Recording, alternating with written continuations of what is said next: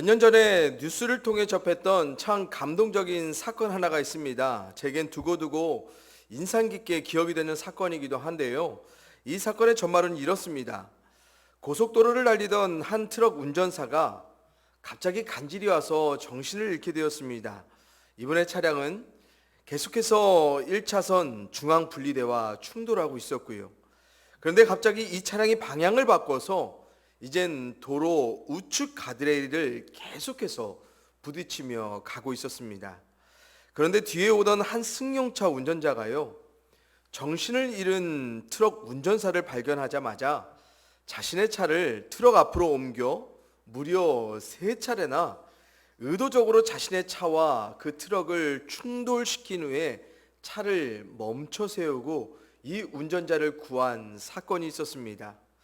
화물 트럭을 한 번에 세울 수 있을 만큼의 큰 차를 소유한 운전자 아니었고요. 그 대등한 크기의 차를 소유한 것도 아니었는데 분명 상대적으로 작은 승용차입니다. 그랬기에 사고의 위험성 상당했고요.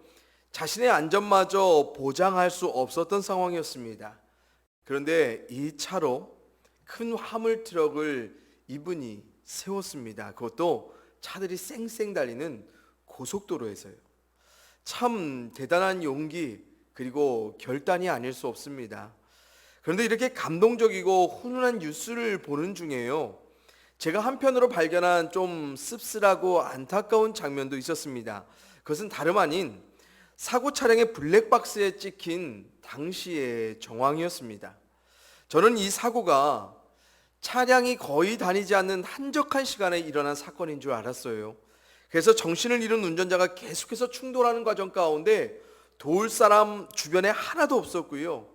그래서 겨우 그 시간대에 지나가던 한 차량의 운전자가 이분을 도운 아주 천운의 사건이 바로 이 사건인 줄 알았습니다. 그런데 블랙박스 영상을 보니까요, 충돌하는 차량 사이로 얼마나 많은 차량이 지나가고 있던지요.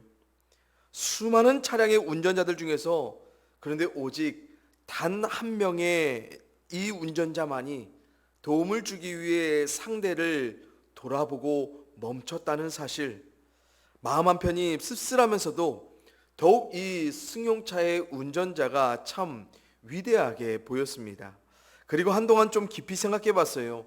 나라면 이런 상황 가운데 과연 차를 세웠던 승용차의 운전자처럼 행동할 수 있었을까? 아니면 나는 그냥 뻔히 보이는 남의 위험을 외면한 채 내 차만 피해 지나치던 대다수의 운전자들과 같을까? 당시 이 고속도로에서 모두에겐 동등한 상황이었습니다. 고속도로를 이용한다는 것은 그만큼 시간을 다툴 만한 사유가 있는 사람들이죠. 그들 모두는 바쁜 사람들, 누구도 고속도로에서 남들을 돌아보기 위해 멈춘다는 것 참 어려운 장소입니다. 여러분, 우리들 대부분은 일상을 살아가면서요, 자신에게 급박하고 중요한 일이 있으면 주변을 더욱 신경 쓰거나 돌아보지 못하는 것이 사실이 아니겠습니까? 고속도로는 바로 그런 곳입니다. 빨리 가야 할 내가 우선된 곳, 그래서 남들을 향한 마음의 여유를 아예 갖지 못하는 것이 고속도로였습니다. 또한 고속도로는 차량의 속도가 일반 도로에 비해서 상당히 빠르게 진행하지요. 그러기에 사고의 리스크는 상당합니다. 우리들도 그러잖아요.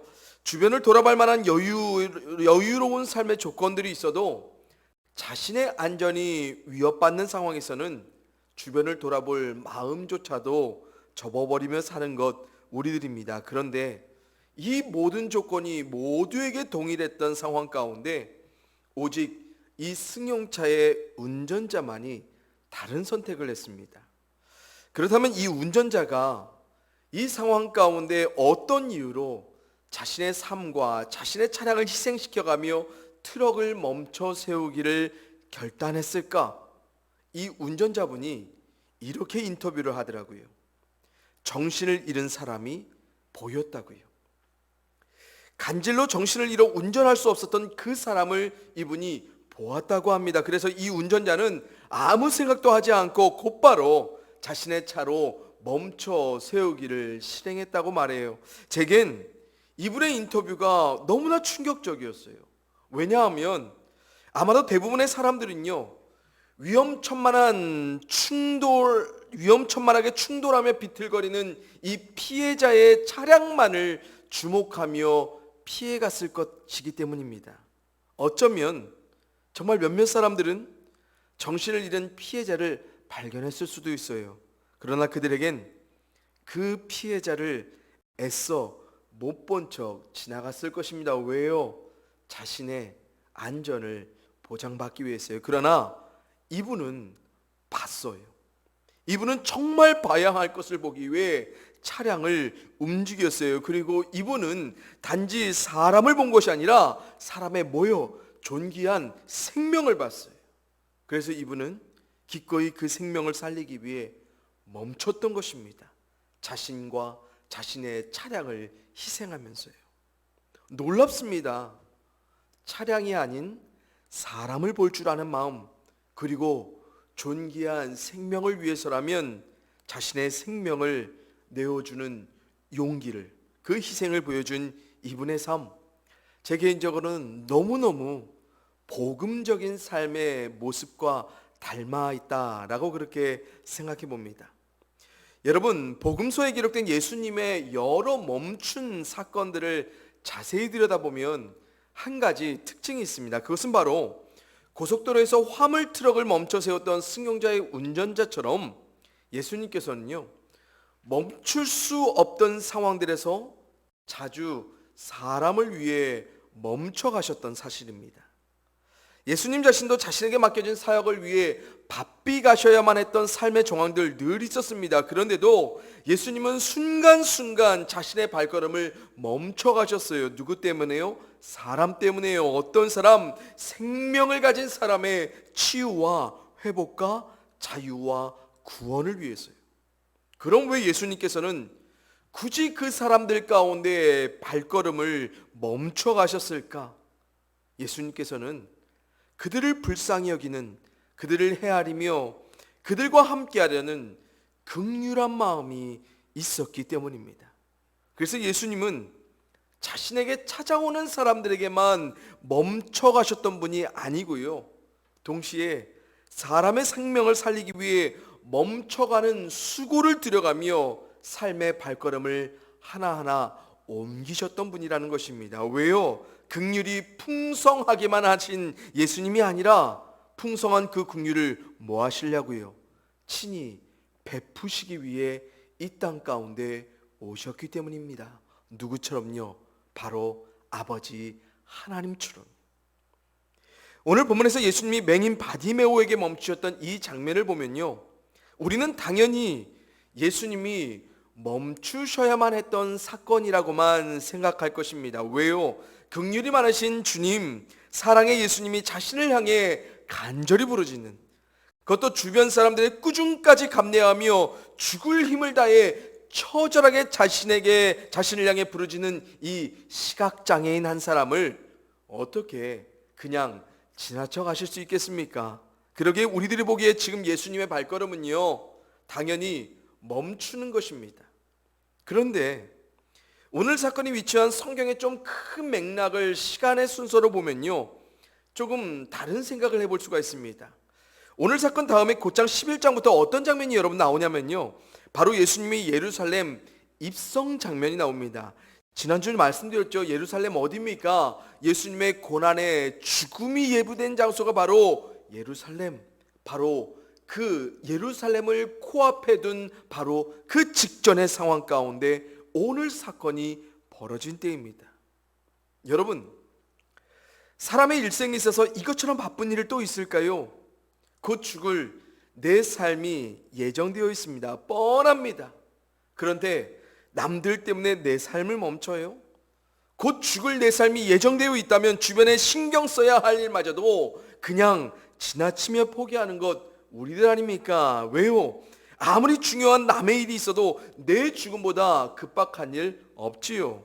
우린 죽지 않아도, 죽을 병이 아니라도 조금만 우리 몸이 힘들어서 죽겠다 싶은 느낌만 들어도 남일은 고사하고요, 내 자신의 일마저 다 신경 쓰고 싶지 않은 것이 바로 우리들의 마음입니다. 예수님, 그런데 쉬었겠습니까? 아니요. 예수님도 이 땅에서는 철저히 인간으로 살아내셨습니다.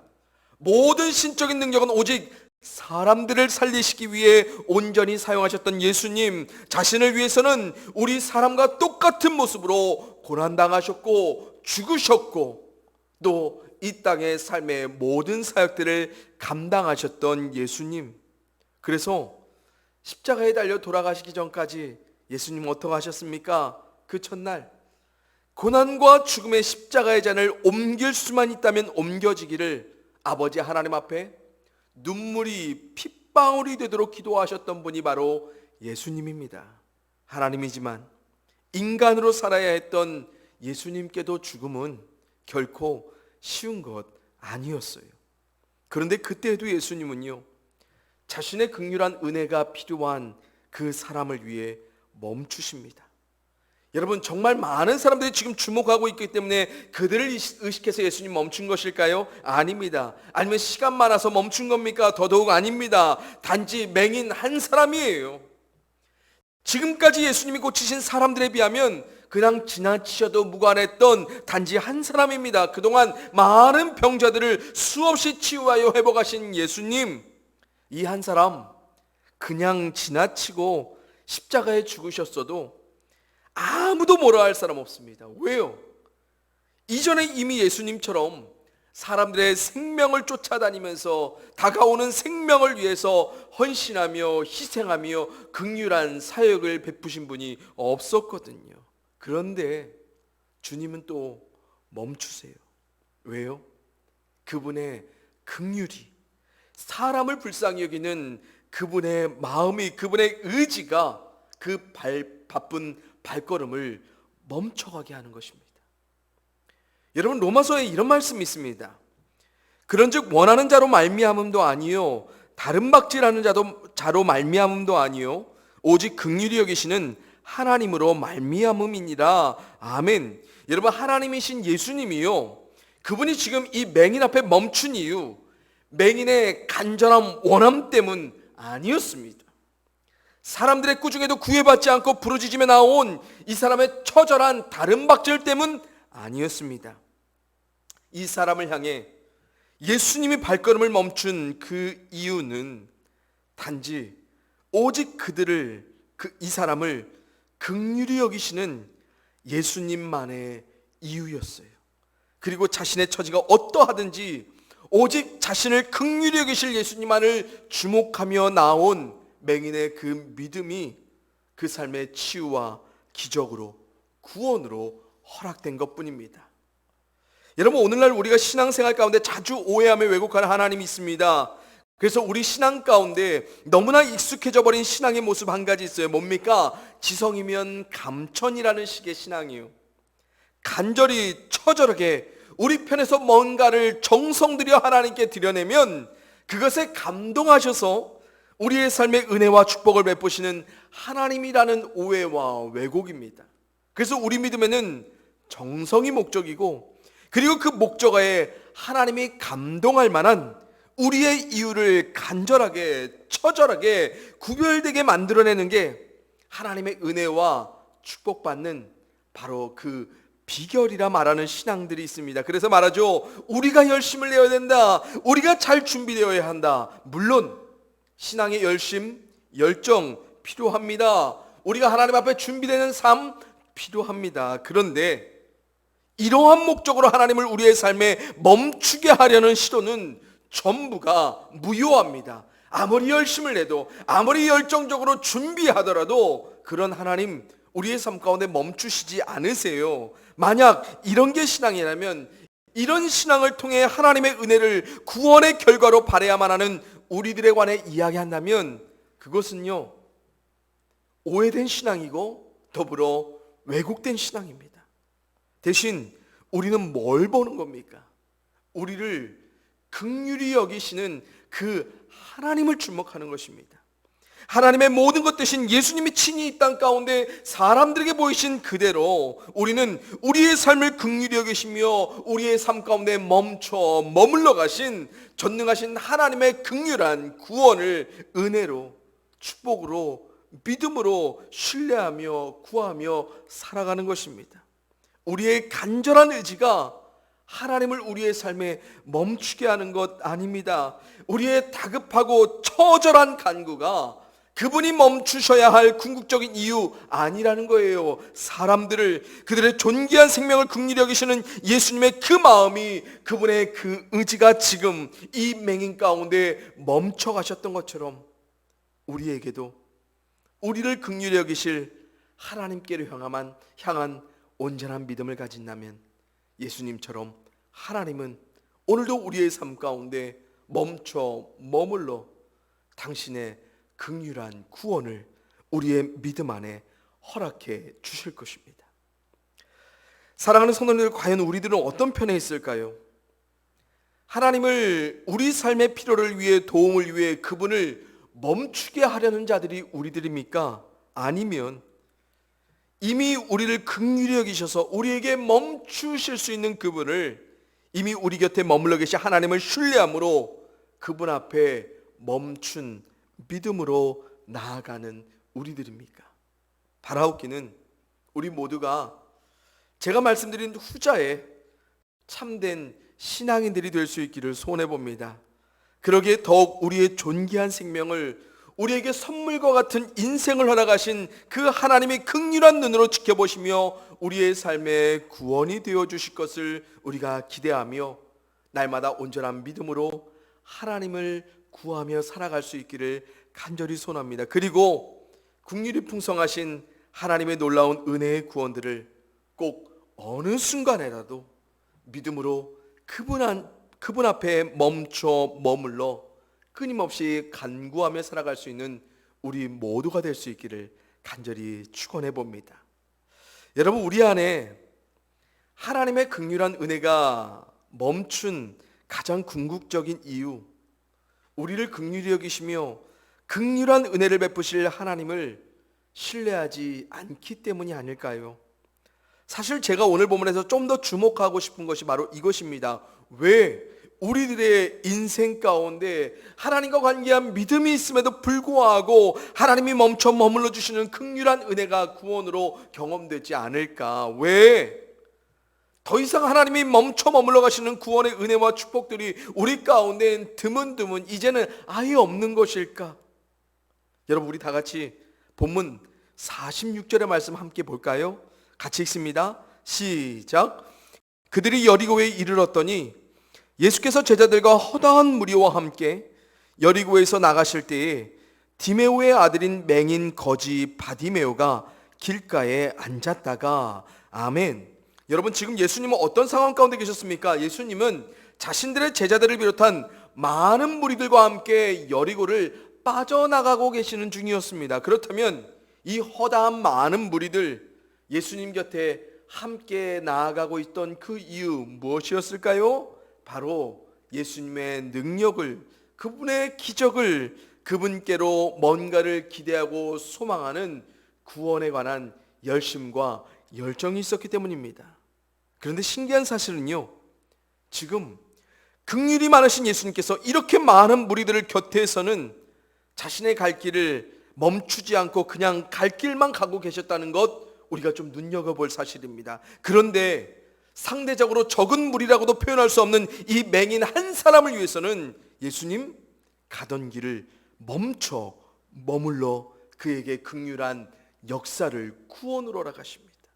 그렇다면 예수님께서는 이 허다한 무리들에게서는 아무 상관없이 그냥 가셨지만 유독 이 맹인 한 사람에게만은 멈추어 가셔야만 했던 것일까?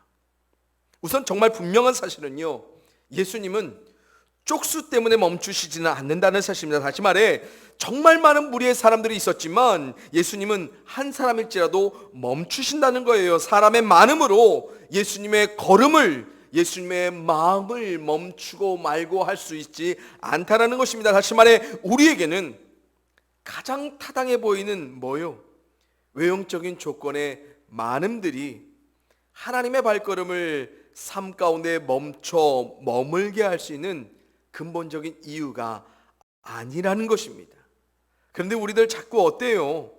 이런 많음의 이유로서 하나님의 긍휼한 은혜에 승부를 걸려고 하지요. 예배 참석의 많음, 기도 시간과 기도 제목들의 많음, 사역에 대한 헌신의 많음, 헌금 액수의 많음, 이 많음들이 긍휼을 베푸시는 하나님의 구원을 맛보는 이유와 근거가 되느냐? 아니요. 절대로 아니에요. 이 모든 것은 긍휼이 풍성하신 하나님을 진정으로 믿기에 단지 우리 안에 흘러나오는 자원하는 믿음의 반응일 뿐입니다. 이런 많음들로 하나님이 긍휼을 베푸실 것이라 약속한 성경의 말씀 어디에도 없습니다. 그것은 만약 그렇게 신앙하는 우리가 있다면 그것은 우리가 그렇게 하나님을 믿고 싶을 뿐입니다. 그렇다면 이 많은 무리의 사람들은 맹인 한 사람처럼 간절히 어떤 원함들을 표현하지 않아서일까요? 처절하게 경쟁적으로 부르짖으며 진정성 있게 자신의 간구를 예수님께 요구하지 않아서 예수님이 그렇게 그들에겐 아무런 반응하지 않으셨을까? 아니요. 아까도 말씀드렸잖아요. 예수님은 그런 것들 때문에 휘둘려가지 않으세요. 그렇다면 뭘까요? 예수님께서 멈추신 가장 큰 이유, 제가 앞서 말씀드린 것처럼 먼저 예수님의 긍휼한 우선된 마음이 그의 삶에 멈출 준비였습니다. 그러나 주님의 긍휼한 마음이 실제로 그의 삶 가운데 베품으로 멈춰갔던 이유, 그것은 뭡니까? 그가 주의 긍휼하심이 필요한 자임을 고백했기 때문입니다. 다시 말하면 주님께서는요, 하나님께서는요, 긍휼한 마음이 아무리 풍성하셔도 아무에게나 그 긍휼한 마음을 베풀며 살아가시지 않는다는 것입니다. 주께서 긍휼한 베품을 허락하지 않는 대상 누굴까요? 하나님의 긍휼이 필요하다 인정하지 않는 사람. 그래서 자신의 필요에 따라서만 하나님의 긍휼을 이용하려는 사람들에게 하나님은 결코 멈추지 않으세요. 하나님은 그런 사람들에게 이용당하지 않으세요. 자신의 처지를 불쌍한 삶으로 긍휼이 하나님의 긍휼이 여기심을 받아야 할 삶으로 인정하지 않는 자들에게 하나님은 긍휼을 베푸시기 위해 그런 사람들의 삶에 멈춰가시지 않는다는 거예요. 여러분, 이 땅에 속한 모든 사람들이요, 하나님 보시기에 참 불쌍한 사람들입니다. 세상 어떤 누구도 자력으로는 하나님이 말씀하신 그 구원에 접근조차 할 수 없고요, 하나님의 전능하신 그 능력을 힘입지 않고서는 제대로 살아갈 수 있는 사람 없고요, 정말 긍휼을 구하며 긍휼을 베푸실 하나님을 바라봐야 될 사람 누굽니까? 바로 우리들입니다. 만약 우리들이 우리 자신의 탄탄한 경제적 풍요로, 안정된 삶의 지위로, 아니면 우리들이 가진 어떠한 것으로 나는 불쌍하지 않다라고 여길 만한 이유가 있다면 우리들은 아마 평생에 긍휼이 풍성하신 하나님이 우리 삶 가운데 머물러 주시고 멈춰 가시는 그 놀라운 은혜와 축복과 구원을 절대로 경험하지 못할 것입니다. 그리고 그런 우리들은 어때요? 절대로 긍휼을 베푸실 하나님 앞에 멈춰 살아가지도 않을 겁니다. 바로 이거예요. 우리의 삶에 하나님의 긍휼한 은혜와 축복의 일상이, 구원이 멈춰진 근본적인 이유, 나는 불쌍하지 않아요. 긍휼히 여김을 받을 만한 우리 스스로의 이유 없어요. 난 괜찮아요. 난 살만해요. 그래서 하나님의 긍휼이 더 이상 필요하지 않은 것뿐이에요. 그런데 하나님은 뭘 원하실까? 하나님은 우리에게 긍휼을 베푸기를 원하시죠. 그래서 하나님의 긍휼이 필요한 우리 자신의 존재를 자각하고 인정하고 그런 나의 필요들을 하나님 앞에 구하길 원하시지요. 그래서 예수님이요, 이 맹인에게 하셨던 것 어떠십니까? 여러분들 좀 잔인하다 생각하지 않으세요? 보세요, 맹인이 오죽했으면 주님 지나가신다는 소리를 듣자마자 주님께 소리 지르면서 자신의 불쌍한 처지를 돌아봐 주시기를 간청합니까? 그의 간절함 너무너무 대단하지요.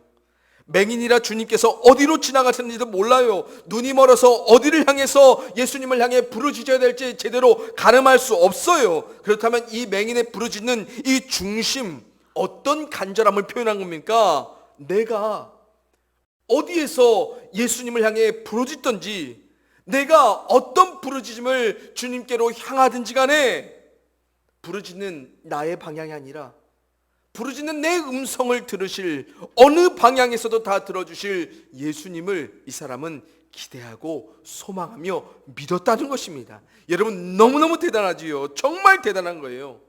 맹인은 지금 눈 다 뜨고요, 예수님 면전에 똑똑히 쳐다보며 그 방향을 향해 소리 지른 것 아니에요. 그에게 예수님의 위치는 모두가 짐작이었지만 예수님은 자신을 듣고 돌아보실 것이란 믿음으로 이 맹인은 부르짖어요. 더군다나 이 맹인이 소리친 장소 어디입니까? 길가입니다. 수많은 무리의 사람들이 지나치는 장소. 그래서 불쌍한 자신의 처지가 수많은 대중들에게 뭐예요? 완전히 발각이 된 장소, 공개된 장소. 거기 있던 누구든 불쌍하게 소리치는 나를 다 알아볼 수 있었던 자리. 이쯤 하면 예수님 얼른 좀 돌아보셔도 되잖아요. 이 정도 이 맹인이 처절하게 부르짖었으면 예수님 얼른 멈추셔야죠. 그런데도 예수님께서 가던 길을 진행하세요. 오히려 이 맹인이 사람들의 제지와 꾸중을 들어가도록 비참하게 하시면서 정말 목숨 걸고 주님을 더욱 부르짖게, 더 불쌍하게 좀 내버려 두십니다. 여러분, 맹인인 것도 불쌍한데, 맹인이 대중 앞에서 부르짖는 것은 더 불쌍한데, 예수님은 사람의 꾸중함까지 들어가면서 더욱 이 맹인을 불쌍하게, 아니 비참하게 만들어 가십니다. 아니 이게 긍휼이 풍성하신 예수님이 이 땅 가운데 보이셔야 할 태도입니까? 저는 이 장면을 묵상하면서요, 계속해서 예수님 도대체 왜 그러셨을까? 왜 이 맹인의 부르짖음, 그 간절함에 왜 단번에 반응하시지 아니하시고 그를 더 부르짖게 하시고, 그로 말미암아 왜 더 불쌍한 자로서 우리 가운데 보이게 하셨을까? 저의 묵상의 결과는 이렇습니다. 우리 주님은 우리가 얼마나 주님의 긍휼이 필요한 사람인 줄을 자각하기를 원하시는구나.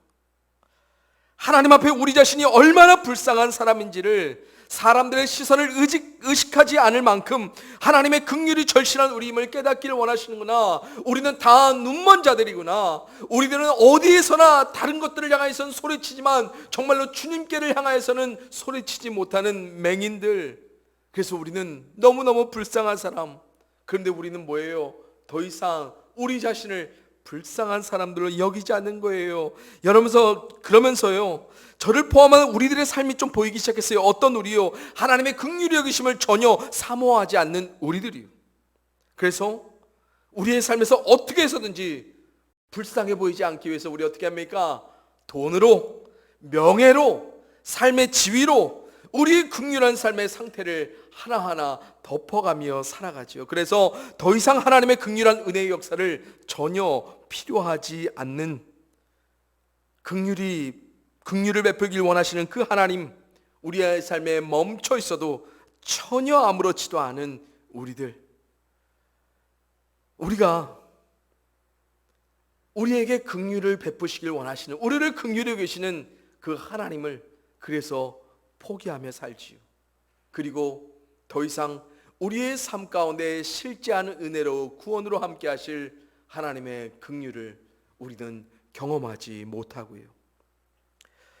사랑하는 성도님들, 복음서를 통해 예수님의 발걸음을 볼 때마다, 또한 성경을 통해 하나님께서 우리 사람들과 마주하여 멈춰가셨던 그 삶의 순간들을 바라볼 때마다 제 마음 가운데 두려운 마음이 드는 것 한 가지가 있습니다. 그것은 무엇이냐면, 하나님과 예수님은 긍휼이 풍성하셔서, 그리고 그 긍휼을 우리 가운데 베풀길 원하시지만 구걸하듯 애걸복걸하듯 사람들에게 당신의 긍휼을 받으라고 매달리시지 않고요, 당신의 긍휼이 필요한 우리임을 우리의 삶 가운데 선포하시는 분이라는 것입니다. 그래서 긍휼이 풍성하시고 베풀기 원하시는 당신을 선포하여 주시는 순간순간마다 그 사실에 믿음으로 반응하는 우리가 되기를 하나님은 원하시지, 우리가 하나님을 뭐 하는 거예요?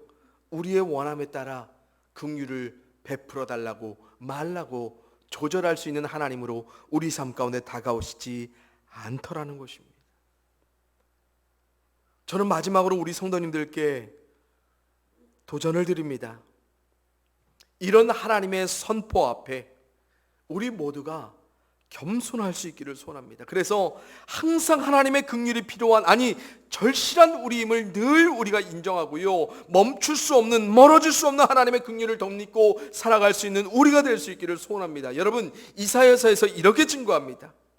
그러나 여호와께서 기다리시나니 이는 너에게 은혜를 베풀려 하시며 일어나시리니 이는 너희를 긍휼히 여기려 하심이라. 대저 여호와는 정의의 하나님이시라. 그를 기다리는 자마다 복이 있도다. 아멘. 여러분, 우리에게 긍휼한 은혜를 베푸시려 긍휼히 여기시고 기다리시며 일어나실 하나님을 더욱 사모하며 살아갈 수 있는 우리 믿음이 될 수 있기를 소원해 봅니다. 그래서 그분이 베푸시겠다 약속하신 긍휼한 은혜와 축복들 모두 매 순간마다 우리가 믿음으로 간구하고, 더불어 하나님이 우리 삶 가운데 구원으로 인도하여 주실 그 삶을 더욱 그 긍휼한 은혜 안에 확정하며, 또한 더욱 우리의 삶에 그 은혜를 베풀어 가실 하나님을 기다리며 우리가 온전히 하나님께로 향한 믿음으로 살아갈 수 있기를 소원합니다. 그래서 더욱 선명하고 뚜렷한 믿음으로 하나님을 향해 삶을 살아내고, 더욱 풍성하게 흘러넘치는 하나님의 은혜로 하나님 긍휼히 베풀어 주시는 그 은혜를 더욱더 누리며 살아갈 수 있는 우리. 놀랍지요? 이 삶은 긍휼히 자신이 하나님의 긍휼히 여김을 받아야 될 존재라고 여기는 자, 그것을 믿음으로 고백하며 간구하는 자의 삶 가운데만 이루어집니다. 바라옵기는 우리 모든 성도님들, 하나님 앞에 불쌍한 것 아무것도 아닙니다. 사람 앞에서는 불쌍해 보이는 척 안 하고 싶어도 하나님 앞에서는 좀 하세요. 그게 우리의 실제고요, 그게 우리가 하나님 앞에 보여야 될 겸손이고 우리의 현재입니다. 바라옵기는 그런 하나님의 긍휼을, 그 베푸실 긍휼한 구원을 우리 모두가 더욱 풍성하게 평생 동안 하나님을 통해 공급받으며 살아갈 수 있기를 주님의 이름으로 간절히 축원을 드립니다. 이 시간 함께 기도하겠습니다. 한없는 사랑, 정말로 긍휼이 풍성하신 그 하나님의 베풀어 가실 그 한없는 은혜, 오늘 이 시간 우리가 다시 한번 주목하며 하나님의 모든 것 대신 예수님의 모습을 통하여서 우리가 발견합니다. 하나님께는 모든 것이 가능하시기에 우리는 모든 것이 가능하신 그 하나님 앞에 겸손히 우리의 삶을 내려놓습니다.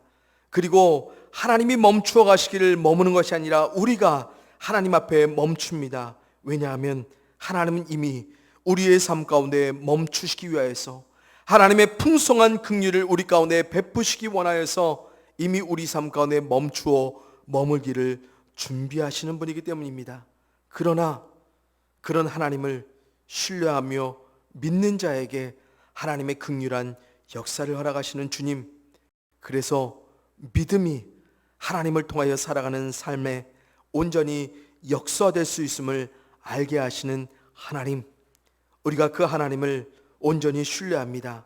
그리고 그 하나님께로 향한 신뢰를 갖고 우리가 하나님 앞에 겸손하며 늘 하나님의 긍휼히 여기심에 그 베풀어 주심의 은혜를 사모함으로 살아가기를 소원합니다. 하나님, 그 은혜를 우리가 거절하지 않고 하나님 앞에 높아진 마음으로 하나님의 긍휼을 구하지 아니하는 교만한 자로 살아가지 아니하도록 도와주시옵소서.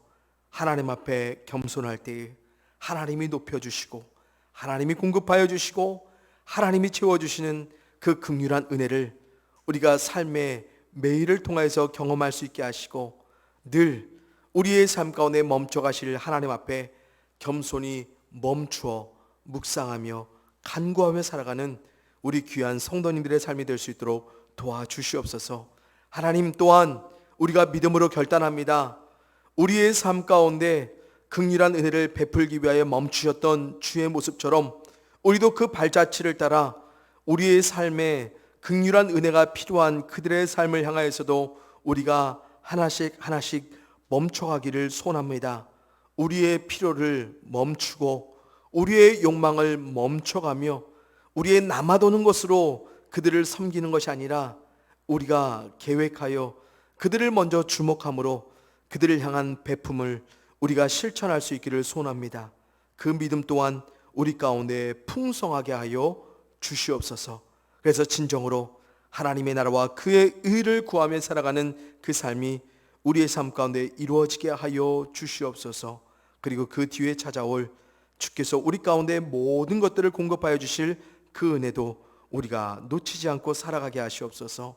감사를 드리옵고 우리에게 모든 것 되신 예수 그리스도의 이름으로 기도합니다. 아멘.